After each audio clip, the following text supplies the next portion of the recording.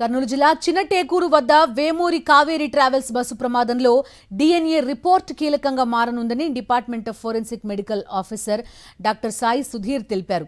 ఇప్పటికే 19 మృతదేహాల నుంచి శాంపిల్స్ సేకరించి విజయవాడకు పంపినట్టుగా తెలిపారు. ఆయన DNA పరీక్షలకు సంబంధించి 24 గంటల నుంచి 48 గంటల్లో రిపోర్ట్స్ రావచ్చన్నారు.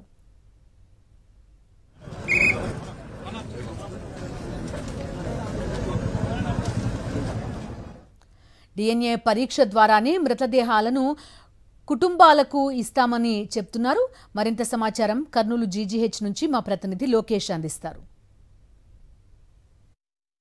బస్సు ప్రమాదంలో మృతి చెందిన బాడీలను వారి యొక్క కుటుంబ సభ్యులకు అప్పజెప్పాలంటే ఖచ్చితంగా యొక్క DNA రిపోర్ట్ అనేది చాలా కీలకంగా మారింది. ఈ నేపథ్యంలో ఈ అంశంపై మాట్లాడేందుకు ఫోరెన్సిక్ నిపుణులు ఉన్నారు మనతో పాటు. వారితో మాట్లాడే ప్రయత్నం చేద్దాం.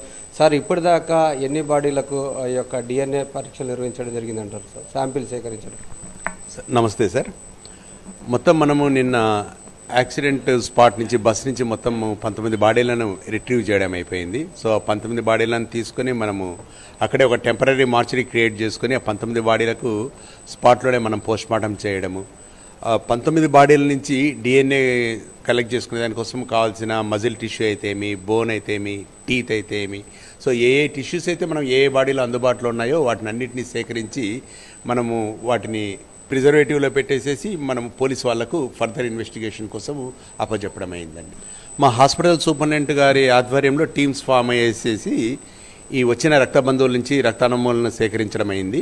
సో ఫారెన్సిక్ సైన్స్ ల్యాబొరేటరీకి సంబంధించిన నిపుణులు కూడా వాళ్ళు కూడా స్టేట్ నుంచి, డిస్టిక్, మనకు రీజనల్ ల్యాబ్ నుంచి కూడా వాళ్ళు కూడా వచ్చారు దీనికి సహకరించడానికి.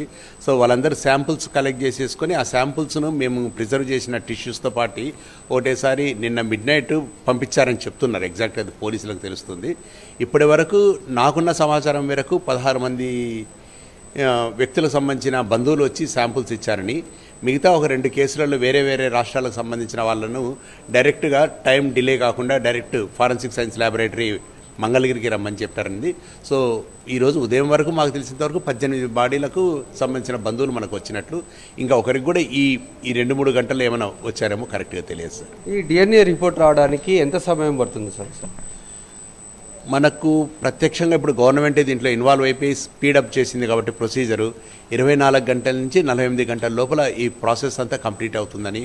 సో DNA మ్యాచింగ్ తర్వాత మనము ఈ వితిన్ 48 to 72 అవర్స్లో వారికి సంబంధించిన బంధువులకు ఎగ్జాక్ట్గా మనము వాళ్ళ సంబంధించిన బాడీలను మాత్రమే మనం DNA ద్వారా వాళ్ళకు అప్పచెప్పడం అవుతుందండి. ఆల్మోస్ట్ అన్ని శరీరాలు బొగ్గైపోయినాయి. ఏదో అక్కడక్కడ కొంత టిష్యూ అన్నీ ఒకటి కాలిన మాంసం ముద్దల్లాగే ఉన్నాయి మనకు. సో ఒక బాడీ నుంచి ఒక బాడీని సపరేట్ చేయడం కూడా కొంచెం ఇబ్బంది అయింది మనకు. సో ఈ స్థితిలో ఎవరు కూడా, ఏ కుటుంబ సభ్యులు కూడా వాళ్ళ వ్యక్తులను ఖచ్చితంగా ఇది మాదే అని చెప్పే స్థితిలో అయితే లేరు. ఏదో ఒక 2-3 డెడ్ బాడీస్ మీద కొంచెం ఆర్నమెంట్స్ ఉన్నాయి కాబట్టి, ఒక దాంట్లో ఒక తాలిబొట్టని, ఇంకో దాంట్లో ఒక చిన్న చైన్, ఇంకొకరికి గాజులు, ఇట్లా ఉన్నాయి కాబట్టి ఏమైనా వాళ్ళది అయ్యిండొచ్చు, మా వాళ్ళకి ఇటువంటి చైనే ఉంది, ఇటువంటి డాలరే ఉంది అని ఏమైనా క్లెయిమ్ చేసుకొని కొంతవరకు వాళ్ళు గుర్తుపట్టచ్చు. కానీ కన్ఫర్మేషన్ అయితే DNA అండి. దాన్ని గుర్తుపట్టినారన్నంత మాత్రం ఇవ్వడానికి లేదు. ఎందుకంటే తాలిబొట్టు వాళ్ళు ఒకరే వేసుకున్నారని మనకు తెలియదు, ఇంకొకరి తాలిబొట్టు పూర్తిగా కాలిపోయిండొచ్చు మనకు తెలియకుండా. సో కన్ఫర్మేషన్ అయితే DNA, అది 100% మనకు అక్యురసీ అది. సార్, ముఖ్యంగా ఈ యొక్క ప్రమాదం జరగడానికి ద్విచక్ర వాహనం మీద ప్రయాణం చేస్తున్న ఈ యొక్క శివశంకర్ సంబంధించినది, వాటి గురించి ఎటువంటి నమూనాలు సేకరించారు? అంటే అతను మద్యం సేవించి ఉన్నాడా లేదా అనేది ఏమన్నా క్లారిటీ ఇచ్చే అవకాశం ఉందంటారా? ఈ యాక్సిడెంట్ వల్ల తను చనిపోయినాడా లేదో అనేది పోలీసు అధికారులు వాళ్ళ విచారణలో చెప్తారు సార్. ఆ బాడీ అయితే మనం పోస్ట్మార్టం చేసాం దానికి కూడా. సో ఆ బాడీలో కూడా మనము తలకు సంబంధించిన మంచి బలమైన గాయాలు ఉన్నాయి దాంట్లో. సో అతను ఎగిరిపడి ఏదో ఒక రోడ్డును గుద్దుకోవడం వల్లనో, ఏదైనా ఒక హార్డ్ ఆబ్జెక్ట్ను గుద్దుకోవడం వల్లనో తల పగిలి చనిపోయిండేదానికి అవకాశాలు ఉన్నాయి. సో మీరు అన్నట్లు ఈ కేసులో కూడా మేమైతే పోలీసు వాళ్ళ రిక్వెషన్ మేరకు విజ్రా అయితే తీసిపెట్టాం.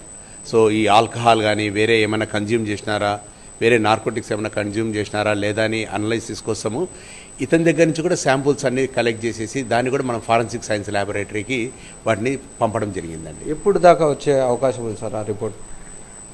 అన్నీ అనుకోవడం, అన్నీ వితిన్ డేస్, 2-3 రోజులు. మామూలుగా అయితే మనకి FSL నుంచి రిపోర్ట్ రావాలంటే ఒక 4 weeks 5 weeks పడుతుంది. ఈ కేసులో ఇంపార్టెన్స్, సీరియస్నెస్ని బట్టి కొన్ని రోజుల్లోనే 2-3 రోజుల్లోనే ఇవన్నీ వచ్చేస్తాయని మేము భావిస్తూ ఉన్నాం. ఎందుకంటే ప్రత్యక్షంగా ప్రభుత్వమే దీంట్లో ఇన్వాల్వ్ అయ్యి ఇవన్నీ త్వరితగతిన చేపిస్తుంది కాబట్టి త్వరగానే రావచ్చు సార్. పూర్తి వివరాలు అయితే 2-3 రోజుల్లో వచ్చే అవకాశం ఉంది. ఈ యొక్క బాడీలను కూడా ఆ యొక్క డిఎన్ఏ రిపోర్ట్ వచ్చిన తర్వాత సుమారుగా 48 గంటల తర్వాత ఆ యొక్క బాడీలను వాళ్ళ కుటుంబ సభ్యులకు అప్పచెప్పే అవకాశం ఉందంటూ ఈ యొక్క ఫోరెన్సిక్ నిపుణులు చెప్తున్న పరిస్థితి. కెమెరామెన్ శేఖర్తో లోకేష్, సాక్షి టీవీ, కర్నూలు.